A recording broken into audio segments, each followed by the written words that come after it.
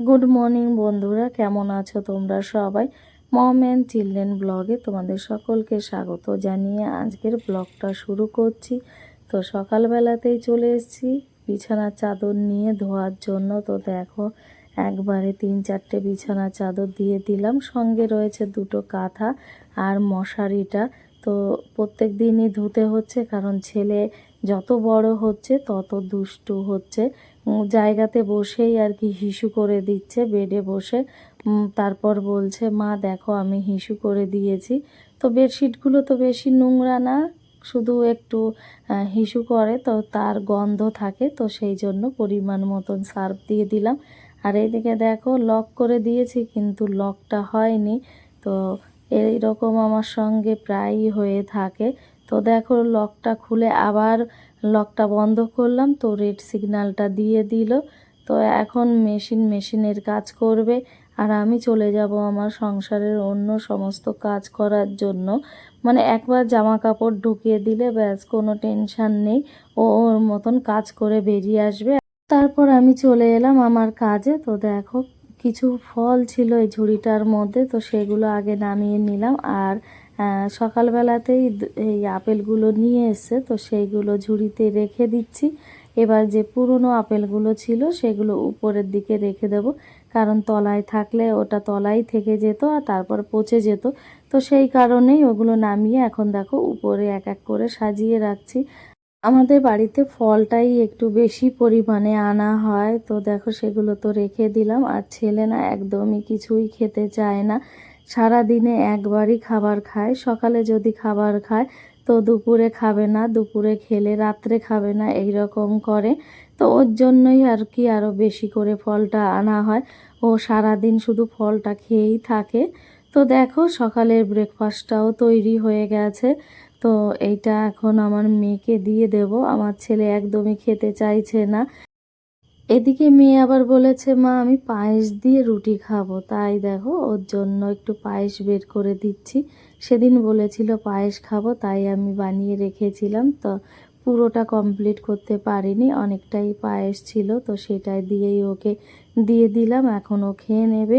আর এইদিকে আমি চলে এসেছি দেখো রান্নাঘরে, আবার চালগুলো ভিজিয়ে রাখছি। তো আমি রান্না করার আগে প্রত্যেক দিন 1-2 ঘন্টা আগে চালটা ভিজিয়ে রাখি, তাহলে কি হয়, ভাতটা একটু লম্বা লম্বা হয় আর তাড়াতাড়ি হয়, অনেকটাই আর কি সুবিধা হয়, আর ভাতটা খেতেও ভালো লাগে। আর এইদিকে দেখো, আমার ছেলে ঝড় তুলে দিয়েছে, ও কিছুতেই রুটি খাবে না, কারণ ওর এখন সস লাগবে। সসটা শেষ হয়ে গেছে, আর আমি ক্যান্টিনও যাচ্ছি না আনতে, তো সেই কারণে না সসটা আনা হচ্ছে না। আর সস বাড়িতে থাকলে ও বেশি খায়, মানে সারাক্ষণই বলে সস খাবো, এই জন্য না আমি রাখতে চাই না। তবুও দেখো ওর কি কান্না, বারবার বলছে তুমি যদি সস না দাও তাহলে আমি আর রুটি খাবো না। যখনই আমি এরকম গোলা রুটি বানিয়ে দিই, তখনই ছেলে শুধু বলবে আমাকে সস দাও, আমি সস দিয়ে খাবো। তবুও তো ওর কান্না করছে, আমি ওর সঙ্গে দাঁড়িয়ে থাকলে তো আর হবে না। তো সেই জন্য ফ্রিজের মধ্যে লেবু ছিল, ওগুলো আবার বের করে রাখলাম। আর এদিকে দেখো আমার মেয়ে কত স্লো মোশনে খাচ্ছে, একদম আরাম করে। তো ওরা তো ওই সব করছে, আমি আবার চলে এলাম রান্নাঘরে, জলগুলো ভরে রাখছি বোতলের মধ্যে, কারণ খাওয়ার সময় আবার জল পাওয়া যাবে না। তো সেই কারণেই দেখো বোতলগুলো আমি এক এক করে ভরে রাখলাম। আর আমরা সব সময় এই কাচের বোতল দুটোতেই জল খাই।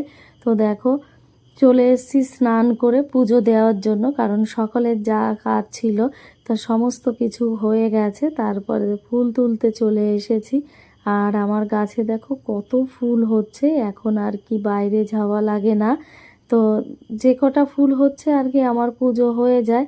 আর এমনিতেও এই নয়নতারা গাছে একবার যদি ফুল ফোটে তো প্রচুর পরিমাণে ফুল ফোটে। দেখো কত ফুল তুলছি আমি মাত্র 2টো গাছ থেকে।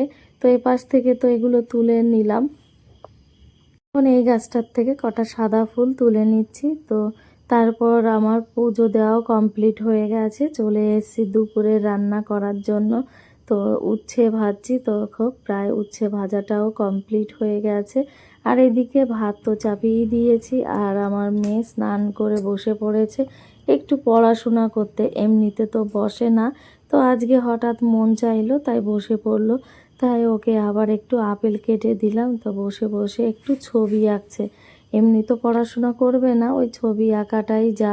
তো এদিকে আবার আমার জামা কাপড় ধোয়া কমপ্লিট হয়ে গেছে, তো সেগুলোই বের করে নিচ্ছি। দেখো এক এক করে মশারি, বিছানার চাদর, বালিশের কভার আর কি যা যা ছিল সমস্ত কিছু বের করে নিলাম। তো এখন এই দেখো বালতিতে করে নিয়ে যাচ্ছি বেলকুনিতে। তো বেলকুনিতে গিয়েই এই সমস্ত কিছু এখন এক এক করে মেলে দেব। তো দেখো সমস্ত কিছু আমার মেলা কমপ্লিট হয়ে গেছে। এই কাঁথাটা রডের ওপর দিয়ে দিয়েছি কারণ তাড়াতাড়ি শুকিয়ে যাবে রোদ্দুর পড়ে। আর এইদিকে সব কিছু দিয়ে দিলাম, আর এই পাশে দিয়েছি মশারি। তো তারপরে দেখো চলে এসেছি ওই দুপুর টাইমটাই। ছেলে বলছে মা আমার সঙ্গে একটু ঘুমো, ও ভীষণ বিরক্ত করছে। এবার ওর সঙ্গে যদি আমি ঘুমোই তাহলে তো আর রান্না হবে না। তাই আমি চলে এসেছি। তো ওকে বললাম চল কটা পাঁপড় ভেজে দিই। তো দেখো আমার সঙ্গে চলে এসেছে পাঁপড় ভাজা খাওয়ার জন্য।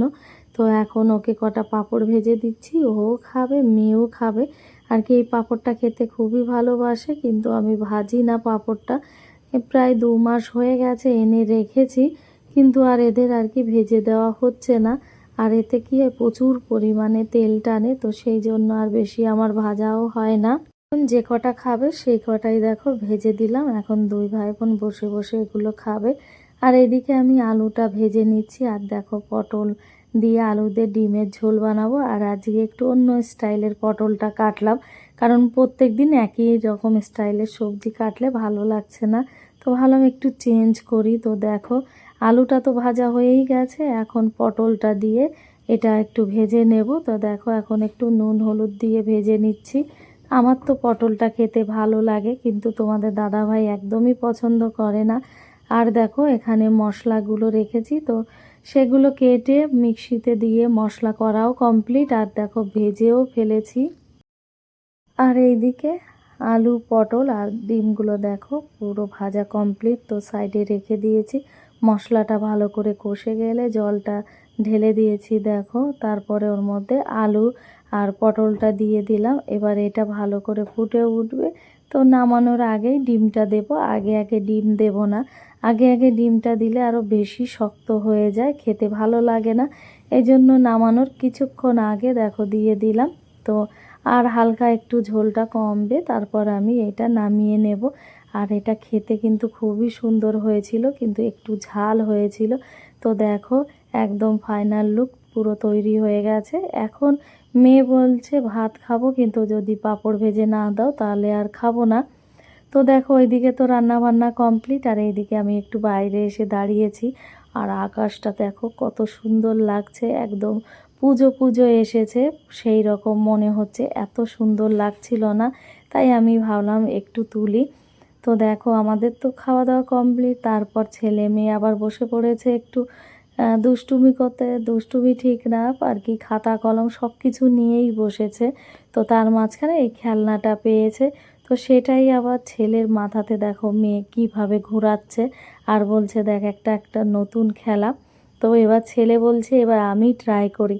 তো দেখো ও দিদির মাথায় দিয়ে কিভাবে করছে, তো ভালোই পাচ্ছে আর কি। আমার ছেলে আবার যে কোনো কাজ একবার একটু দেখলে আর যদি চেষ্টা করে তো ভালোই পারে। তো দেখো ওটা করতে করতে ওর পায়ে পড়ে গেছিলো, তাই আবার একটু লাফ দিল স্টাইল করে। এইদিকে এই আর্ট পেপারটা নিয়েছে, মেয়ে কেটে কেটে একটা কপি বানাচ্ছে। তো দেখো এটা বানিয়েও ফেলেছে, ওর পাপা একটু হেল্প করেছে ওকে বানাতে। আর এইদিকে ছেলে ওই আর্ট পেপারটা নিয়ে কি করছে দেখো। তো মেয়েকে শেখাচ্ছিল যে কিভাবে কাটতে হবে, তো মেয়ে পারলো না তাই ওর পাপাকে দিয়ে দিল। আর এইদিকে দেখো বিকাল টাইমে কি বৃষ্টি হয়েছে, মানে সারাক্ষণই বৃষ্টি হতেই থাকে। যখন মন চাইছে তখন তখন দেখালাম আকাশটা কত সুন্দর, আর হঠাৎ করে দেখো কেমন বৃষ্টি হয়ে গেল। তো তারপর সন্ধ্যার টাইমে ছেলে মেয়েকে একটু দুধ দেবো খেতে। তো দেখো দুধটা একটু সেঁকে নিচ্ছি, কারণ সেঁকে না নিলে আমার মেয়ের গলায় যদি শরটা লাগে তাহলে ও বমি করে দেয়, খেতে চায় না। তো সেটাই এখন একটু হালকা করে গরম করে নিচ্ছি, এখন ওদের দুই ভাই বোনকে একটু খাইয়ে দেব। দুধটা গরম হয়ে গেছে তাই দুটো গ্লাসেই ঢেলে নিচ্ছি দুধ, তারপর দুই ছেলে মেয়েকে খাইয়ে দেবো। এদিকে ম্যাডাম চলে এসছে সন্ধ্যার সময় পড়াতে, তাই আমি আবার ছেলেকে নিয়ে বাইরে চলে এলাম, কারণ ও ভীষণ বিরক্ত করছিল ঘরের মধ্যে, আর থাকতে চাইছে না। কদিন ধরেই তো ঘরের মধ্যেই ছিল, তাই ও বাইরে চলে এসেছে। দেখো এখন ও খেলছে একা একা। Dad, how I wonder why you are. But wonder also high like a diamond in the sky. A rain day? Rain day, go another come again. Another day? Another day. Little Johnny?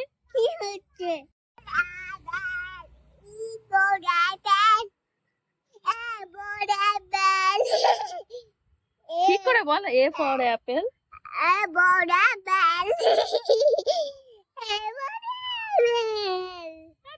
তো ছেলে তো কেমন কবিতা বলল, তো এই রকমভাবেই আমি 1 ঘন্টা আর কি বাইরে দাঁড়িয়ে দাঁড়িয়ে কাটিয়ে দিয়েছি। তো তারপর চলে গেছিলাম সবজি কিনতে, ছেলেকে ঘরে রেখে। তো সবজি কিনে নিয়ে চলে এসেছি। আর এইটা দেখো, এটা রাত্রের খাবার, কারণ দুপুরের খাবারগুলো বেঁচে গেছিলো, তাই এখন এগুলোই খাবো রাত্রে। তো মেয়ের জন্য খাবারটা বেড়ে নিচ্ছি। এখন মেয়ে এগুলো দিয়ে ভাত খাবে। দেখো ও ডিম একদমই খায় না, তো ওর জন্য আর ডিমটা নেওয়া হয়নি। তো এখন ওকে ভাতগুলো মেখে দেব, ও এখন খাবে আর কি, একা একা মাখা শেখেনি। তো আজকের ভিডিওটা আর বেশি বড় করলাম না। তোমাদের দেখে যদি ভালো লেগে থাকে তাহলে একটা লাইক, শেয়ার, কমেন্টস আর সাবস্ক্রাইব করে দিও আমার এই চ্যানেলটিতে।